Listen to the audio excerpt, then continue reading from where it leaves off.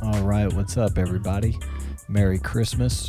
This is a special Christmas episode. It's not really about Christmas, but it is about the place of the world that Jesus was born and about ancient stuff in that part of the world, so I guess I can make that connection. I'm going to be talking about Gobekli Tepe, I guess. It's not really a deep dive on Gobekli Tepe. We do want to get into it.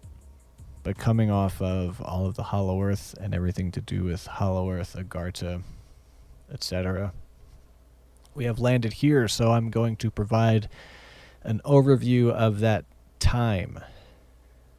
Not much on Gobekli Tepe, not to misinform you. It's not an episode on that, but the Levant and the Natufians is what we are talking about today.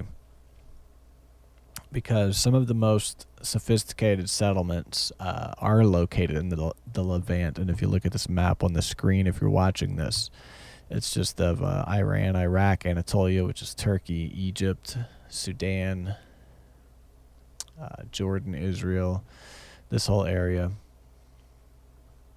So from Egypt, making an upward curve, basically in the upper right screen, you can see a good example. This is all called the Levant, or the cradle of civilization, because modern human history, the oldest stuff dates back to here, specifically to this area near the Palestinian West Bank.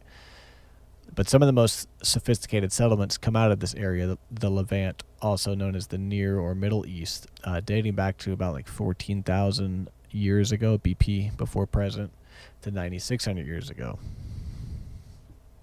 These peoples are considered Epipaleolithic or terminal Paleolithic peoples. The settlers in this area at this time were at the back of the Paleolithic era in general. These people were called the Natufians that inhabited this originally. Even the Negev highlands, where are they? I don't know where that is on this map. The culture of the Natufians was confirmed from a type site.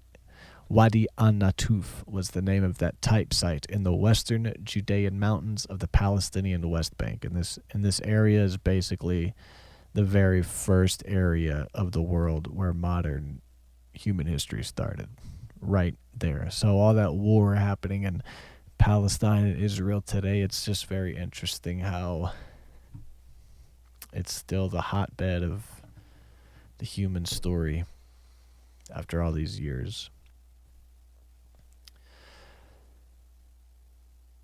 A type site is where a culture's own unique style is first officially recognized by archaeologists. And Wadi is a ravine, a valley, or a riverbed. Dorothy Garrett in the 1920s first identified stone tool manufacturing of the Natufians from excavations in the Shukba cave. Check this out. This is the cave. Pictures on screen if you're watching on YouTube. Got pictures of this cave. Shout out to whoever took the pictures. Don't sue me. Look at that. Super, super old stuff. Cave people were fucking in this cave.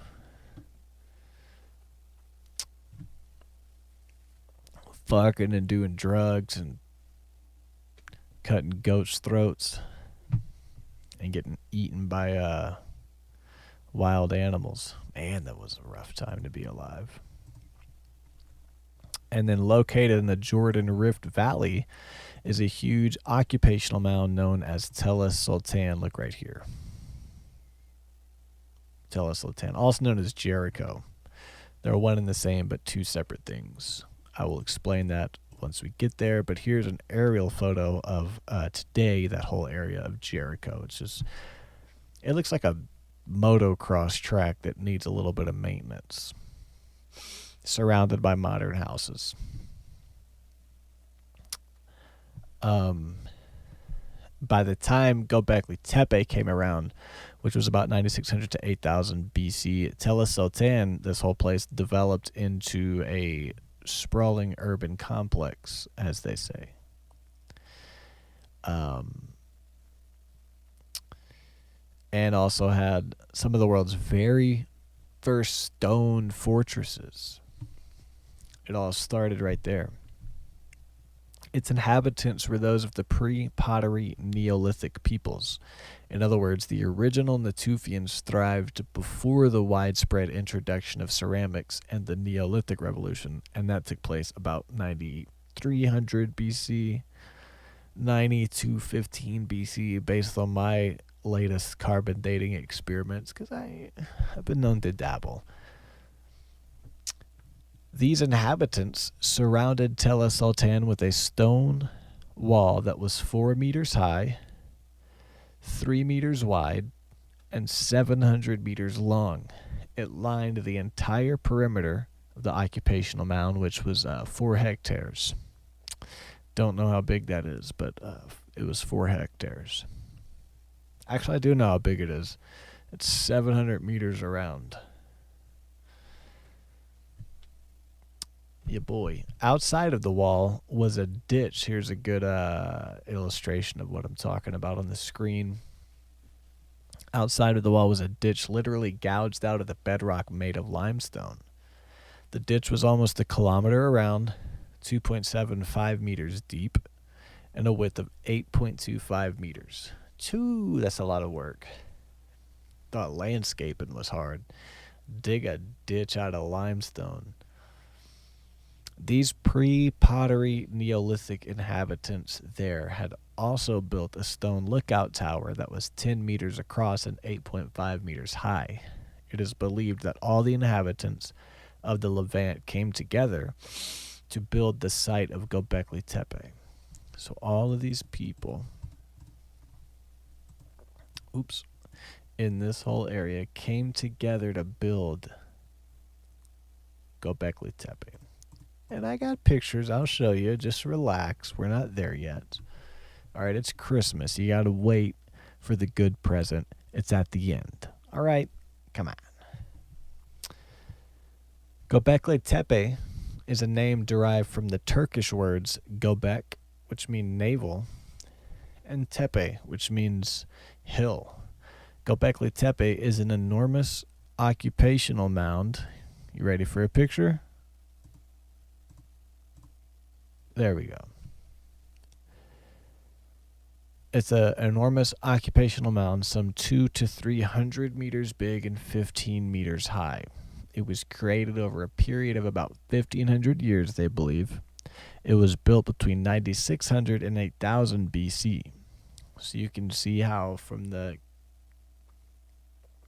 end of the Paleolithic peoples, they built Gobekli Tepe, and the Neolithic Revolution took off. Kind of weird. Gobekli Tepe was something to do with that, I think is what the whole idea is. They just don't exactly know what. They got some good ideas, theories, real solid ones. It looks like a swollen belly. That's what they say. I don't see it. If I were to look at this picture, I would not say it looks like a swollen belly. I would say, what does it looks like a waffle that didn't quite cook right, you know? It sits on top of a mountain ridge aligned east and west, which is part of the southern tip of the Taurus Mountains in southeastern Anatolia. I did not copy and paste those words. Those are my words. Joking. Occupational mounds like this were seen in the past as symbolic of the womb of which humans first emerged in the beginning of time. This is getting interesting. After the construction of Gobekli Tepe in 9600, you find the momentum of the Neolithic Revolution. The revolution is the period where agriculture began to rapidly spread. Animal husbandry became a common practice, and large urban centers were built more frequently. Mesopotamia is a fine example of one of the earliest large urban centers. I'll say that again. Mesopotamia is a fine example of one of the earliest large urban centers that was constructed. It's often referred to as the cradle of civilization. Go back to that map so we can see. Where is it? Somewhere here. Since ancient human history has its origins here, specifically somewhere here. Mesopotamia, also known as Iraq. So this is what we're looking at, Mesopotamia. And its history is inextricably linked to the larger surrounding areas, such as Iran, east, which used to be called Persia, Egypt, Nubia, which is like here, or Sudan. Okay, and then we got Israel, Palestine, Syria, and Assyria. Assyria is Iraq, and Syria is somewhere around on this map, I guess. Maybe not. Here it is, north of Israel, as well as Anatolia, north of the east side of the Mediterranean Sea, also known as Turkey today. This whole region is called the Near or Middle East, or the Levant, and it was basically this whole area that survived a cataclysm, which we will get to. And it was just a few hundred years before the Neolithic revolution took place, the entire population built Gobekli Tepe, and it was the first structure, first megalithic structure to be built. It is generally understood that Gobekli Tepe is simply the next evolutional step of human culture and religious ideologies that emerged at the time advanced human behavior emerged out of the Near East. So that's the author's words of this book that I used to launch this research.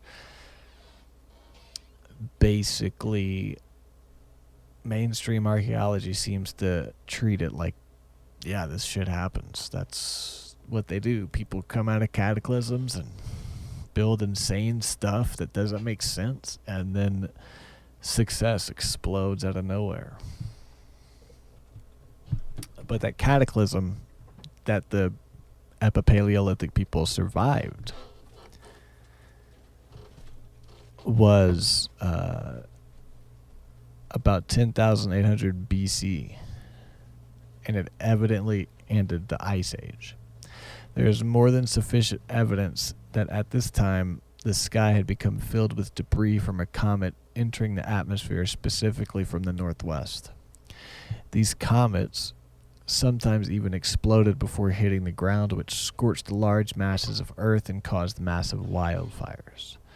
1/10 of the world's biomass was engulfed in just a few days. There's evidence that large comet fragments collided with ice caps that at the same time still covered North America. The ice caps immediately turned to steam from all the heat, where it then combined with debris and ash, forming acid rain, killing massive amounts of human, animal, and wildlife. The ice sheets melting at rapid pace caused massive flooding that ripped through North America and changed the topography of the landscape drastically and permanently. Other comet fragments impacted into the Atlantic Ocean, which caused tsunamis, and every low-lying landmass was flooded. Like the Bahama Islands formerly was a landmass. Other islands like Cuba, Puerto Rico, the Greater Antilles, and Hispaniola. In the 4th century BC, Plato wrote about the legends that persisted in cultures that tell of massive floods that destroyed the lost city of Atlantis. For example, the melting ice sheets caused the whole sea level to rise overnight. Oh my God, that's freaking terrifying. Nobody expected nothing. Everyone's chilling, man. And then just, oh man. Mother Nature's a bitch. Erasing any trace of human life or activity forever, just gone. Today, scientists use the term nuclear winter to describe the period of time after the impacts and wildfires in which the sky is filled with ash and debris and smoke. Without the sun, all life is constricted to near death and extinction.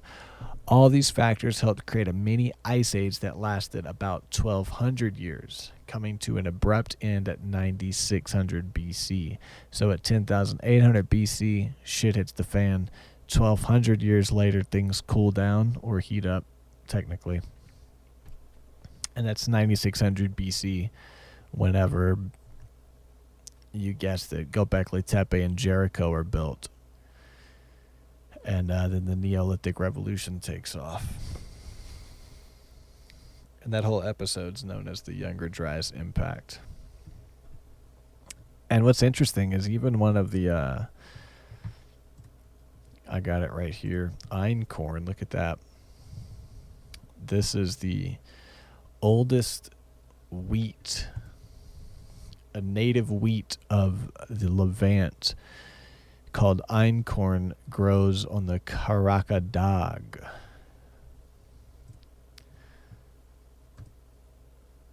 I have it. Mount Karaka. This area right here, which is a shield volcano. It's like an old volcano. We'll zoom out so you can really see.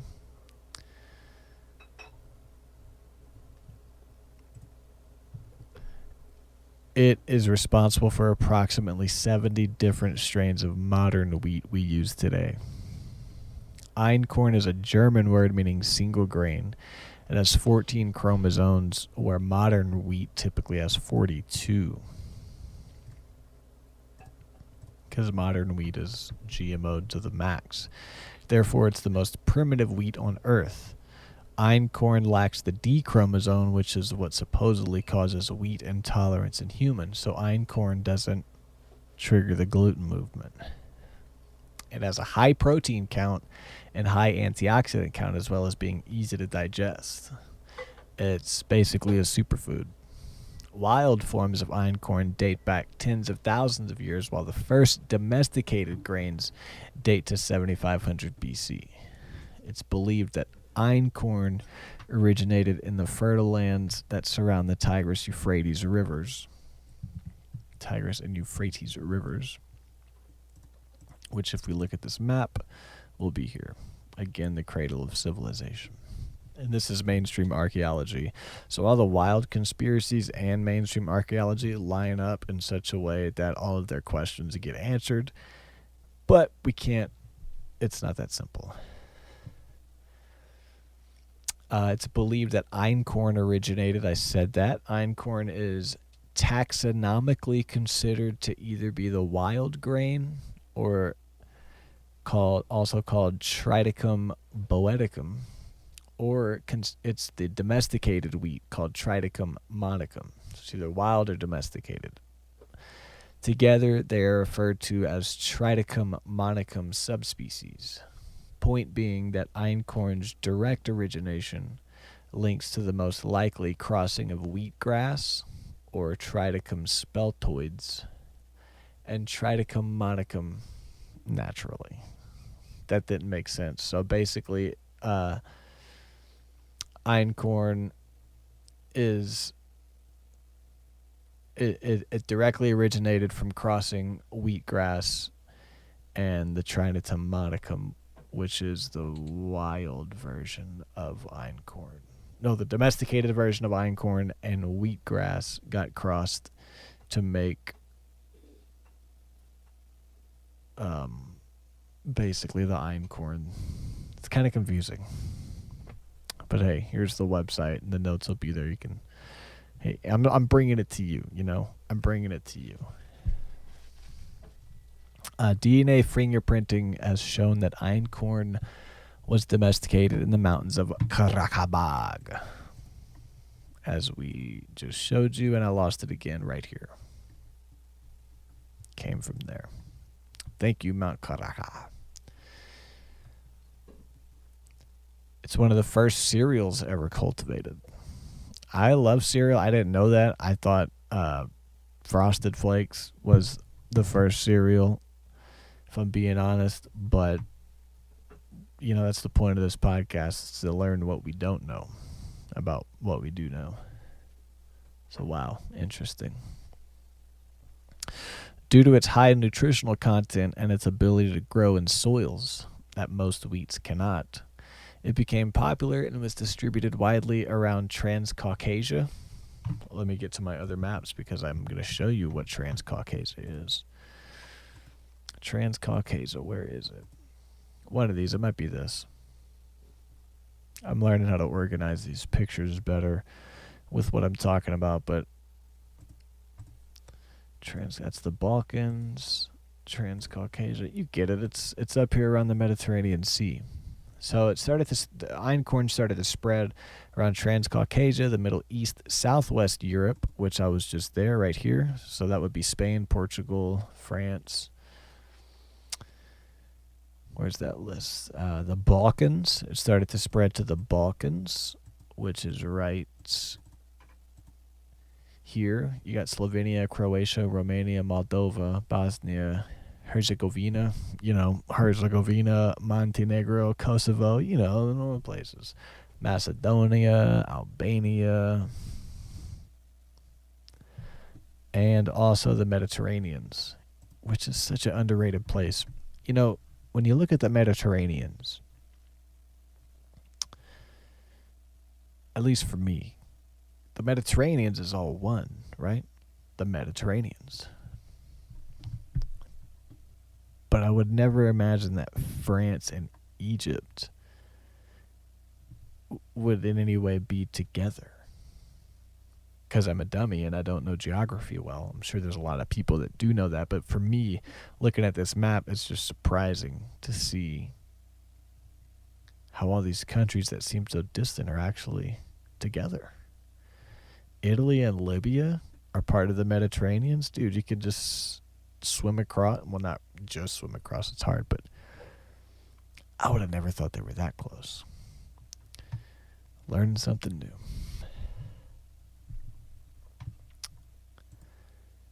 I think this is the Transcaucasia, Georgia, Azerbaijan, Yerevan, Tabriz, Baku.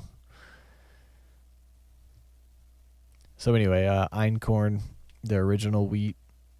Humans started in the Middle East around Mesopotamia. Wheat started there. Gobekli Tepe was built. We're getting into, this is an overview of that time, what was happening, to give significance and context to Gobekli Tepe, because Gobekli Tepe is not just interesting because what is it? It's astronomically aligned. They got some this and that, yada yada. Gobekli Tepe is interesting because it's the first megalithic structure, the biggest, most impressive so far discovered, like beyond the pyramids, at least par 2.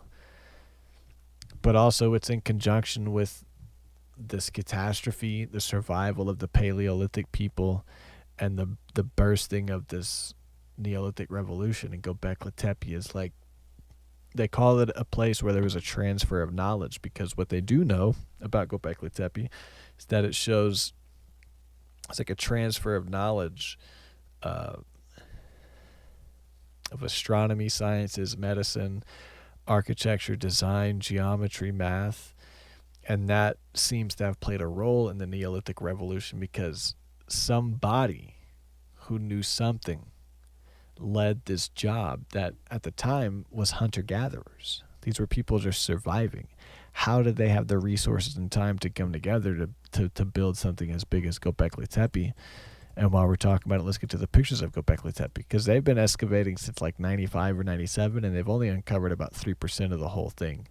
This right here alone is too much for hunter-gatherers to fuck with when they're trying to survive. And that's me paraphrasing the official archaeologist narrative about when you see megalithic structures, by default, this is an advanced society, because hunter-gatherers don't have the time or resources to build this. Why would they? They're surviving. They're hunter-gatherers. If they weren't hunter-gatherers, they would have civilization, right? So somebody very smart led the charge on building this and used it to transfer knowledge that was important in rebuilding civilization, the womb and the rebirth. Who were these people? What was really going on here? That's what's important about this whole area. The Levant, the catastrophe, the Paleolithic, the Neolithic, Gobekli Tepe, this whole transfer, this transition, where nothing was, because people have been around longer. Like the Paleolithic people go back to like 45,000 years ago. But you know, here they are surviving a catastrophe, and that catastrophe was approximately 10,800 BC. And it was said that a comet exploded before hitting the ground, which scorched large masses of earth and caused massive wildfires. 1/10 of the world's biomass was engulfed. There's evidence that large comet fragments collided with the ice caps at the same time, that covered North America at the same time as all this.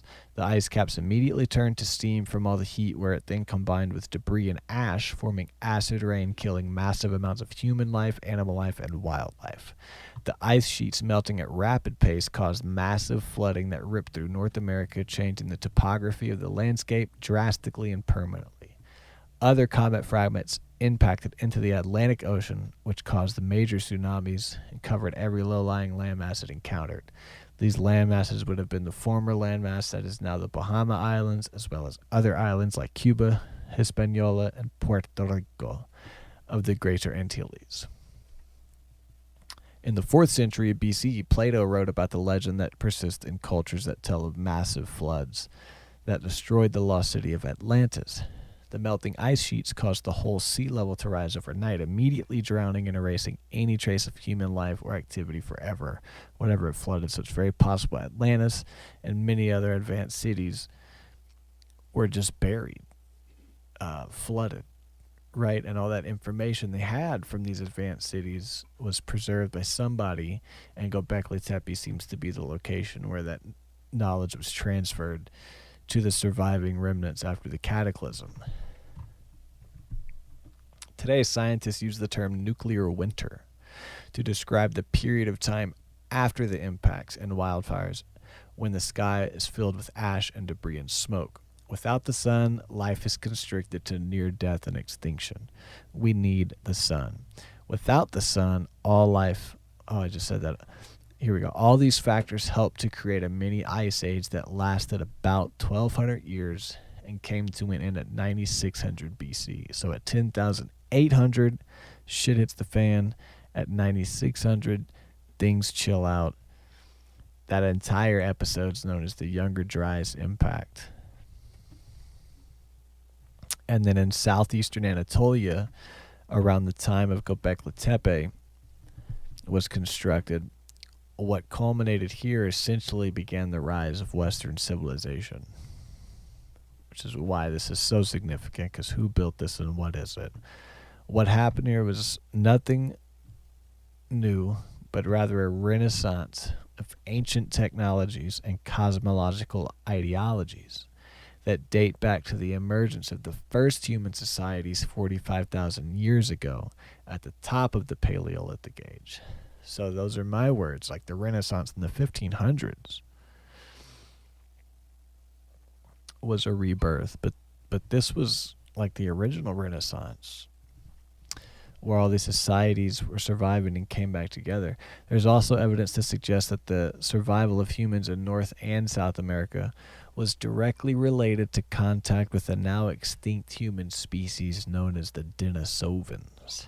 Apparently, the Denisovans had a critically important impact on all human culture in some way immediately after the Younger Dryas impact, and leading into the rebirth of humanity at Gobekli Tepe during the Neolithic Revolution.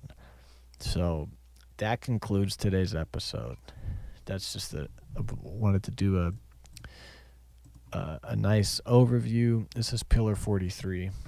We'll get into Gobekli Tepe in more details later, but I just wanted to do an overview of this whole area, why it's significant, and what was happening at the time. I hope you enjoyed this episode. I hope you're having a Merry Christmas, and if you're not, I hope this show could bring you some merriness. Because for me, this information just lights up my brain and my fucking soul, man. And this kind of stuff does make me happy. I actually bought myself a book on Gobekli Tepe. I wrapped it, and I get to unwrap it tomorrow and check it out. Like, it really makes me happy to read this stuff. It just, I don't know, human history, the truth, the truth of, the cusp of modern archaeology and science and what they're really figuring out. It's just so fascinating. So thanks y'all for tuning in. Hopefully Jesse can be with us next time. I'm not sure what we'll talk about, but we are moving into Gobekli Tepe and some current events. Don't forget to check out Alfred and the Teddinators. We have a jam cast that we just dropped on our YouTube. It's an acoustic jam. I think it's called No Can Do. Also check out Golgothan. Their new single is still out called Parent Organism. If you like death metal, it's pretty badass. So Merry Christmas, everybody. Thanks for tuning in.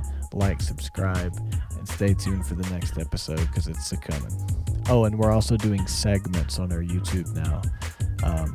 I started going back on our YouTube full video episodes and clipping out segments of topics we talk about. So you can go and get bite-sized chunks of our conversations instead of sitting through the whole thing. So that's cool. So go check that out. Show some support. Show some love. And Merry Christmas. And I think we'll talk to y'all again before the new year. So let's not celebrate. Let's not say Happy New Year yet. Just Merry Christmas. Have a good one. Stay warm. Eat some food. Treat yourself. Don't beat yourself. Bye, everybody.